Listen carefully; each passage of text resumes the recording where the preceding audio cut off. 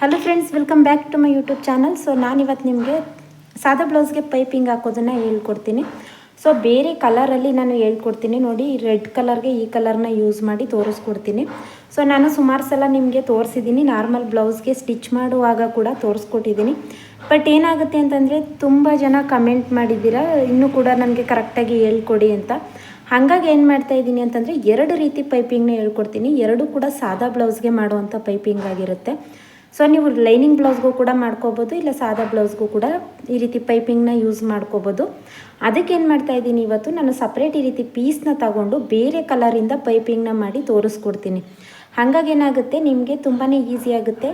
ಮತ್ತು ಪೈಪಿಂಗ್ ಹಾಕುವಾಗ ದಪ್ಪ ಸಣ್ಣ ಯಾಕೆ ಬರುತ್ತೆ ಅದನ್ನು ಕೂಡ ನಾನು ಕರೆಕ್ಟ್ ಮಾಡಿ ಸ್ಟಿಚ್ ಮಾಡೋದು ಹೇಗೆ ಅಂತ ಅಂದ್ಬಿಟ್ಟು ಕೂಡ ತೋರಿಸ್ಕೊಡ್ತೀನಿ. ಬನ್ನಿ ಇವಾಗ ವೀಡಿಯೋನ ಸ್ಟಾರ್ಟ್ ಮಾಡೋಣ. ಸ್ಟಾರ್ಟ್ ಮಾಡೋಕ್ಕಿಂತ ಮುಂಚೆ ಫಸ್ಟ್ ಟೈಮ್ ನನ್ನ ಚಾನಲ್ನ ನೋಡ್ತಾ ಇದ್ದೀರಾ ಅಂದರೆ ಚಾನಲ್ಗೆ ಸಬ್ಸ್ಕ್ರೈಬ್ ಮಾಡ್ಕೊಳ್ಳಿ.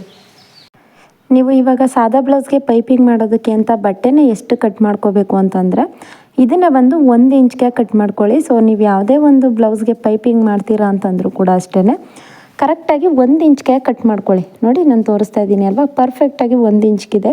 ಸೊ 1 ಇಂಚ್ಗಾದರೆ ನಿಮಗೆ ಕರೆಕ್ಟಾಗಿ ಆಗುತ್ತೆ, ಯಾವುದೇ ರೀತಿ ಪ್ರಾಬ್ಲಮ್ ಆಗೋದಿಲ್ಲ. ಜಾಸ್ತಿ ಬಟ್ಟೆ ತೊಗೊಂಡ್ರೆ ಏನಾಗುತ್ತೆ, ನಿಮಗೆ ಹಿಂದ್ಗಡೆ ಬಟ್ಟೆ ಅನ್ನೋದು ಉಳ್ಕೊಳ್ಳುತ್ತೆ ನೀವು ಪೈಪಿಂಗ್ನ ಆ್ಯಡ್ ಮಾಡಿದಾಗ. ಸೊ ಬನ್ನಿ ಇವಾಗ ಸ್ಟಾರ್ಟ್ ಮಾಡೋಣ. ಫಸ್ಟ್ ಈ ರೀತಿ ಇದನ್ನು ಸೀದಾ ಇಟ್ಕೊಂಡಿದ್ದೀನಿ ಅಲ್ವಾ. ಇವಾಗ ಎರಡು ರೀತಿ ತೋರಿಸ್ಕೊಡ್ತೀನಿ. ಫಸ್ಟ್ ಒಂದನ್ನು ತೋರಿಸ್ತೀನಿ. ಇದನ್ನು ಈ ರೀತಿ ಮಧ್ಯಕ್ಕೆ ಫೋಲ್ಡಿಂಗ್ ಮಾಡ್ಕೊಳ್ಳಿ. ಸೊ ಗೊತ್ತಾಗ್ತಾ ಇದೆ ಅಲ್ವಾ, ತುಂಬಾ ನಿಧಾನಕ್ಕೆ ಹೇಳ್ಕೊಡ್ತೀನಿ, ಆವಾಗ ನಿಮಗೆ ಪರ್ಫೆಕ್ಟಾಗಿ ಅರ್ಥ ಆಗುತ್ತೆ. ಸೊ ಇದರಲ್ಲಿ ನಾವು ಏನು ಮಾಡಬೇಕು ಅಂತಂದರೆ, ನಾವು ಪೈಪಿಂಗ್ ಎಷ್ಟು ದಪ್ಪ ಮಾಡಬೇಕು ಅಂತ ಅಂದ್ಕೊಂಡಿದ್ದೀವಿ ಅಷ್ಟು ಬಟ್ಟೆನ ಮಾತ್ರ ನಾವು ಈ ರೀತಿ ಸ್ಟಿಚ್ ಮಾಡ್ಕೊಳ್ತಾ ಹೋಗಬೇಕು. ನೋಡಿ ಇವಾಗ ನಾನು ತೋರಿಸ್ಕೊಡ್ತಿದ್ದೀನಿ ಅಲ್ವಾ, ಇಷ್ಟನ್ನು ಮಾತ್ರ ಸ್ಟಿಚ್ ಮಾಡ್ಕೋತಾ ಇದ್ದೀನಿ. ನೀವು ಇದರಲ್ಲಿ ನಿಮಗೆ ಪ್ರಾಬ್ಲಮ್ ಏನಾಗುತ್ತೆ ಅಂತಂದರೆ, ನೀವು ಇವಾಗ ಇದನ್ನು ಸ್ಟಿಚ್ ಮಾಡುವಾಗ ನೀವು ಜಾಸ್ತಿ ಬಟ್ಟೆನ ಒಂದು ಅರ್ಧ ಇಂಚು ತಗೊಳ್ಳೋದು, ಒಂದು ಕಡೆ 1/4 ಇಂಚ್ ತಗೊಳ್ಳೋದು, ಆ ರೀತಿ ಮಾಡಿದಾಗ ಏನಾಗುತ್ತೆ, ನಿಮಗೆ ಪೈಪಿಂಗ್ ಅನ್ನೋದು ಒಂದು ದಪ್ಪ ಒಂದು ಸಣ್ಣ ಬರ್ತಾ ಹೋಗುತ್ತೆ. ಸೊ ನೀವು ಫಸ್ಟಿಂದ ಯಾವ ರೀತಿ ಸ್ಟಾರ್ಟ್ ಮಾಡಿದ್ದೀರ ಅಲ್ವಾ, ಅದೇ ರೀತಿ ಬರ್ತಾ ಹೋಗಬೇಕು. ಆವಾಗ ಮಾತ್ರ ನಿಮಗೆ ಪರ್ಫೆಕ್ಟಾಗಿ ಬರುತ್ತೆ. ಸೊ ಇದನ್ನು ಸ್ಟಿಚ್ ಮಾಡ್ಕೊಂಡಾದಮೇಲೆ ಬೇಕಾದರೆ ನೀವು ಒಂದು ಸಮನಾಗಿ ಕಟ್ ಮಾಡ್ಕೊಳ್ಳಿ. ನಿಮ್ಗೇನಾದರೂ ಹೊಲಿಗೆ ಸರಿಯಾಗಿ ಕರೆಕ್ಟಾಗಿ ಒಂದು ಸಮ ಬರ್ತಾ ಇಲ್ಲ ಅಂದರೆ ಏನು ಮಾಡಬೇಕು, ಕರೆಕ್ಟಾಗಿ ಅದೇ ಅಳತೆಗೇ ಕಟ್ ಮಾಡ್ಕೋಬೇಕು. ನಾನು ಹತ್ರದಿಂದ ಕೂಡ ತೋರಿಸ್ಕೊಡ್ತೀನಿ ನಿಮಗೆ ಯಾವ ಅಳತೆ ಕಟ್ ಮಾಡಬೇಕು ಅಂತ. ನೋಡಿ ಈ ರೀತಿ ಪೂರ್ತಿಯಾಗಿ ಒಂದೇ ಸಮನಾಗಿ ಕಟ್ ಮಾಡ್ಕೋಬೇಕಾಗುತ್ತೆ. ಆವಾಗ ಏನಾಗುತ್ತೆ, ನಿಮಗೆ ಪೈಪಿಂಗ್ ಅನ್ನೋದು ನೀಟಾಗಿ ಬರುತ್ತೆ. ಸೊ ಪೈಪಿಂಗ್ ಕೂಡ ಅಷ್ಟೇ ಅದೇ ರೀತಿ ಒಂದೇ ಸಮನಾಗಿ ಪೈಪಿಂಗ್ ಬರುತ್ತೆ. ಈ ಟಿಪ್ಸ್ನ ನೀವು ಫಾಲೋ ಮಾಡಲೇಬೇಕು, ಆವಾಗ ಮಾತ್ರ ಪೈಪಿಂಗ್ ಅನ್ನೋದು ಪರ್ಫೆಕ್ಟಾಗಿ ಬರುತ್ತೆ. ಸೊ ಈ ರೀತಿ ಫೋಲ್ಡ್ ಮಾಡಿಬಿಟ್ಟು ಮೇಲ್ಗಡೆ ಹೀಗೆ ಪ್ರೆಸ್ ಮಾಡ್ಕೊಳ್ಳಿ. ಸೊ ಆವಾಗೇನಾಗುತ್ತೆ, ನಿಮಗೆ ಪೈಪಿಂಗ್ ಮಾಡೋದಕ್ಕೆ ಫೋಲ್ಡ್ ಅನ್ನೋದು ಈಸಿಯಾಗಿ ಬರುತ್ತೆ. ಸೊ ಇದು ನೋಡ್ತಾ ಇದ್ದೀರಿ ಅಲ್ವಾ, ಇದು ಬಂದು ಇದ್ರ ಹಿಂದ್ಗಡೆನೇ ಈ ರೀತಿ ಇರಬೇಕು. ಇದನ್ನು ಆ ಕಡೆ ಸೈಡ್ಗೆ ಹಾಕೋದಕ್ಕೆ ಹೋಗಬೇಡಿ, ಆವಾಗ ನಿಮಗೆ ಪೈಪಿಂಗ್ ಅನ್ನೋದು ಬರೋದಿಲ್ಲ.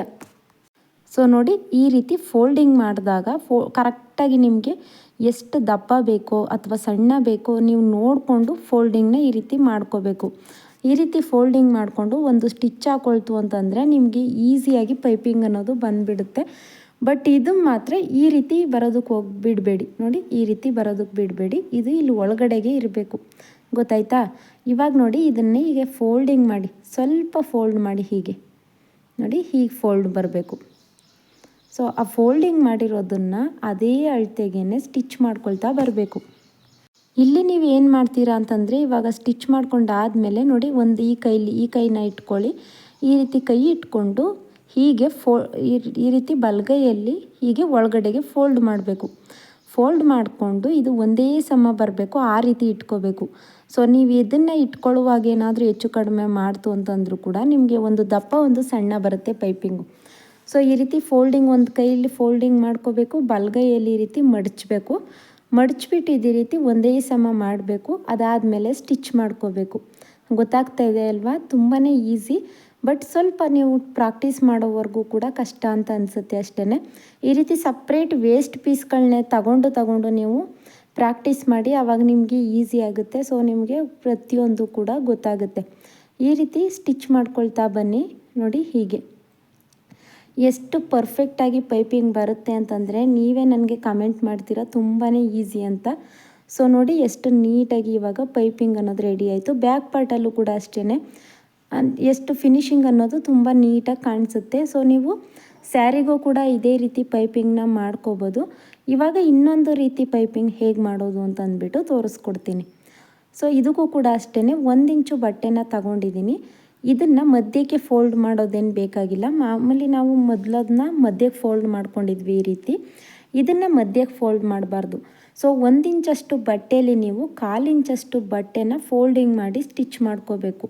ಹೇಗೆ ಗೊತ್ತಾ ನೋಡಿ, ಹೀಗೆ ಒಂದು 1/4 ಇಂಚಷ್ಟು ಬಟ್ಟೆನ ಫೋಲ್ಡ್ ಮಾಡ್ಕೋಬೇಕು.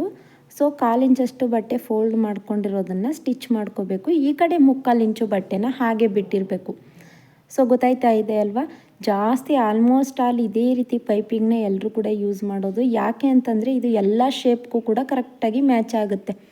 ಸೊ ಹಾಗಾಗಿ ಇವಾಗ ನಾರ್ಮಲ್ ಬ್ಲೌಸ್, ಲೈನಿಂಗ್ ಬ್ಲೌಸ್ ಪ್ರತಿಯೊಂದಕ್ಕೂ ಕೂಡ ಇದೇ ಪೈಪಿಂಗ್ನ ಯೂಸ್ ಮಾಡ್ತಾರೆ. ಬೊಟಿಕಲ್ಲೂ ಕೂಡ ಇದೇ ಪೈಪಿಂಗ್ನ ಯೂಸ್ ಮಾಡ್ತಾರೆ. ಸೊ ನೋಡಿ, ಈ ರೀತಿ ಸ್ಟಿಚ್ ಮಾಡ್ಕೊಂಡಿದ್ದೀವಿ. ಆ ಸ್ಟಿಚ್ ಮಾಡ್ಕೊಂಡಿರೋ ಅಂಥದ್ದನ್ನು ಇವಾಗ ಈ ರೀತಿ ಬಟ್ಟೆ ಮೇಲ್ಗಡೆ ಇಟ್ಟು ಮತ್ತೆ 1/4 ಇಂಚಷ್ಟು ಸ್ಟಿಚ್ ಮಾಡಬೇಕು. ಸೊ ಒಂದು 1/4 ಇಂಚಷ್ಟು ಬಟ್ಟೆನ ಫೋಲ್ಡಿಂಗ್ ಮಾಡ್ಕೊಂಡ್ವಿ. ಇನ್ನೊಂದು 1/4 ಇಂಚಷ್ಟು ಬಟ್ಟೆನ ಇದ್ರ ಮೇಲ್ಗಡೆನೇ ಇಟ್ಟು ಈ ರೀತಿ ಸ್ಟಿಚ್ ಮಾಡ್ಕೊಳ್ತಾ ಹೋಗಬೇಕು. ಸೊ ಇಲ್ಲೂ ಕೂಡ ಅಷ್ಟೇ ಒಂದೇ ಸಮ ಬರಬೇಕು, ಆ ರೀತಿ ಸ್ಟಿಚ್ ಮಾಡ್ಕೊಳ್ಳಿ. ಆವಾಗ ಮಾತ್ರ ನಿಮಗೆ ಪೈಪಿಂಗ್ ಅನ್ನೋದು ನೀಟಾಗಿ ಒಂದೇ ಸಮನಾಗಿ ಬರುತ್ತೆ.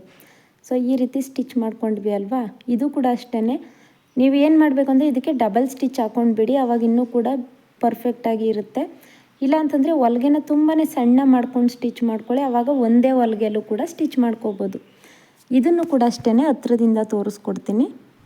ನಾವು ಅದರಲ್ಲಿ ಫೋಲ್ಡಿಂಗ್ನ ಮಾಡಿದ್ವಿ ಅಲ್ವಾ, ನೋಡಿ ಈ ರೀತಿ ಹಿಂದ್ಗಡೆ ಅದು ಕೂಡ ಈ ರೀತಿ ಬರಬೇಕು. ಹಾಗೆ ಇಟ್ಕೊಂಡು ಇದನ್ನು ಕೂಡ ಈ ರೀತಿ ಫೋಲ್ಡಿಂಗ್ ಮಾಡ್ಕೋಬೇಕು. ನೋಡಿ, ನಿಮ್ಗೆ ಎಷ್ಟು ಸಣ್ಣ ಬೇಕು, ದಪ್ಪ ಬೇಕು, ಪ್ರತಿಯೊಂದು ಕೂಡ ಮಾಡ್ಕೋಬೋದು.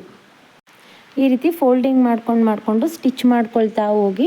ಆವಾಗ ನಿಮಗೆ ಪೈಪಿಂಗ್ ಅನ್ನೋದು ರೆಡಿ ಆಗುತ್ತೆ. ಸೊ ಎರ್ಜಸ್ಗೆ ಸ್ಟಿಚ್ ಮಾಡ್ಕೊಳ್ಳಿ. ಅದು ಪೈಪಿಂಗ್ ಎಲ್ಲಿ ಬಂದಿದೆ ಅಲ್ವಾ, ಅಲ್ಲಿಗೆ ಕರೆಕ್ಟಾಗಿ ಸ್ಟಿಚ್ ಮಾಡ್ಕೊಳ್ತಾ ಹೋಗಿ. ಈ ಕಡೆ ಸೈಡ್ ಬಂತು ಅಂತಂದರೂ ಕೂಡ ಅಷ್ಟೇ ನಿಮಗೆ ಪೈಪಿಂಗಲ್ಲಿ ಹೆಚ್ಚು ಕಡಿಮೆ ಬಂದುಬಿಡುತ್ತೆ. ಸೊ ತುದಿಗೆ ನೀವು ಹೊಲಿಗೆನ ಹಾಕ್ಕೊಳ್ತಾ ಹೋಗಬೇಕು, ಆವಾಗ ಮಾತ್ರ ನಿಮಗೆ ಪರ್ಫೆಕ್ಟಾಗಿ ಬರುತ್ತೆ. ಸೊ ತುಂಬಾ ಈಸಿ ಇರುತ್ತೆ. ಒಂದು ಸಲ ಟ್ರೈ ಮಾಡಿ. ಫಸ್ಟ್ ಬೇರೆ ಪೀಸ್ನ ತಗೊಂಡು ಟ್ರೈ ಮಾಡಿ, ಅದಾದಮೇಲೆ ನೀವು ನಿಮ್ಮ ಬ್ಲೌಸ್ಗೆ ಸ್ಟಿಚ್ ಮಾಡ್ಕೋಬೋದು. ಫಸ್ಟ್ ಬಂದು ನೀವು ವೇಸ್ಟ್ ಪೀಸ್ನ ಟ್ರೈ ಮಾಡಿ ನೋಡಿ. ಈ ರೀತಿ ಪೂರ್ತಿಯಾಗಿ ಹೀಗೆ ಸ್ಟಿಚ್ ಮಾಡ್ಕೊಳ್ಳಿ. ನಿಮಗೆ ದಪ್ಪ ಬೇಕು ಅಂತಂದರೂ ಕೂಡ ಮಾಡ್ಬೋದು. ಇದರಲ್ಲಿ ನಿಮಗೆ ಯಾವ ರೀತಿ ಪೈಪಿಂಗ್ ಇಷ್ಟ ಆಗುತ್ತೆ ಆ ರೀತಿ ಸಣ್ಣ ದಪ್ಪ ನೀವು ಮಾಡ್ಕೋಬೋದು. ಸೊ ನೋಡಿದ್ರಲ್ವ ಎಷ್ಟು ಈಸಿಯಾಗಿ ಪೈಪಿಂಗ್ನ ಮಾಡ್ಬೋದು ಅಂತ. ಇದರಲ್ಲೂ ಕೂಡ ಏನಾದರೂ ಡೌಟ್ಸ್ ಇತ್ತು ಅಂತಂದರೆ ನನಗೆ ಕಮೆಂಟ್ ಮಾಡಿ ತಿಳಿಸಿ. ಸೊ ನಾನು ನೆಕ್ಸ್ಟ್ ವೀಡಿಯೋಗಳಲ್ಲಿ ಬೇರೆ ಬೇರೆ ರೀತಿ ಪೈಪಿಂಗ್ಗಳನ್ನು ಕೂಡ ತೋರಿಸ್ಕೊಡ್ತಾ ಹೋಗ್ತೀನಿ. ಸೊ ಸಾದಾ ಬ್ಲೌಸ್ಗೆ ಯೂಸ್ ಮಾಡೋ ಅಂಥ ಪೈಪಿಂಗ್ ಇದು. ಎರಡೂ ಪೈಪಿಂಗ್ನು ಕೂಡ ನೀವು ಸಾದಾ ಬ್ಲೌಸ್ಗೆ ಯೂಸ್ ಮಾಡ್ಕೋಬೋದು. ಸೊ ವಿಡಿಯೋ ಹೆಲ್ಪ್ ಆಯಿತು ಅಂದರೆ ವಿಡಿಯೋಗೆ ಲೈಕ್ ಮಾಡಿ. ಹಾಗೆ ನೀವು ಹೊಸ್ದಾಗಿ ನನ್ನ ಚಾನಲ್ನ ನೋಡ್ತಾ ಇದ್ದೀರಾ ಅಂತಂದರೆ ಚಾನಲ್ಗೆ ಸಬ್ಸ್ಕ್ರೈಬ್ ಮಾಡ್ಕೊಳ್ಳಿ. ಇನ್ನಷ್ಟು ವೀಡಿಯೋಗಳನ್ನ ನೀವು ಯಾವುದೇ ಡೌಟ್ಸ್ ಇದ್ದರೂ ಕೂಡ ನನಗೆ ಕಮೆಂಟ್ ಮಾಡಿ ತಿಳಿಸಿ. ಸೊ ನಿಮ್ಮ ಕಮೆಂಟ್ಗಳಿಗೆ ಇನ್ಮೇಲೆ ನಾನು ವೀಡಿಯೋನ ಮಾಡಿ ಅಪ್ಲೋಡ್ ಮಾಡೋದಾಗಿರುತ್ತೆ. Thank you for watching.